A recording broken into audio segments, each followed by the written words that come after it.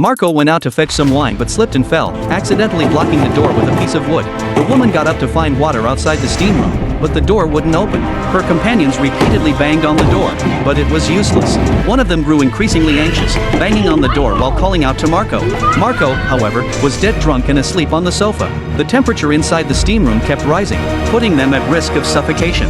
Then, someone grabbed a wooden spoon and pried a stone out of the stove. He wrapped the stone in a bath towel, tossed it into a bucket, and poured water over it to cool it down. Finally, he picked up the chilled stone and repeatedly smashed the glass. After several attempts, he finally broke it. They took turns leaning out through the tiny window to breathe the fresh air outside, but the danger remained.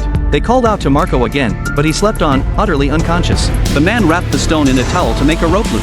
He reached outside the door, trying to pull away the wood blocking the door panel. He tried several times but failed. They sat down to rest and rehydrate, but the temperature inside kept climbing. Just then, someone noticed the wall lamp. After removing the lampshade, she had a new idea: wrap her hand in a towel to unscrew the bulb, then wrap a wooden spoon in a towel, wet it, and insert it into the socket. She instantly collapsed to the floor.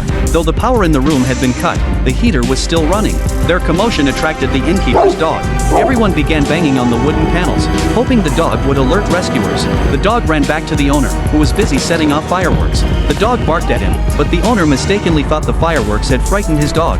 Some people in the steam room had already suffered heat stroke.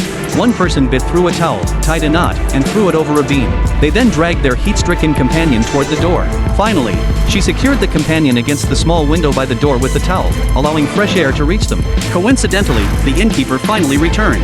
He immediately called for emergency help, and everyone was saved. When Marco awoke, he wept uncontrollably, overcome with guilt.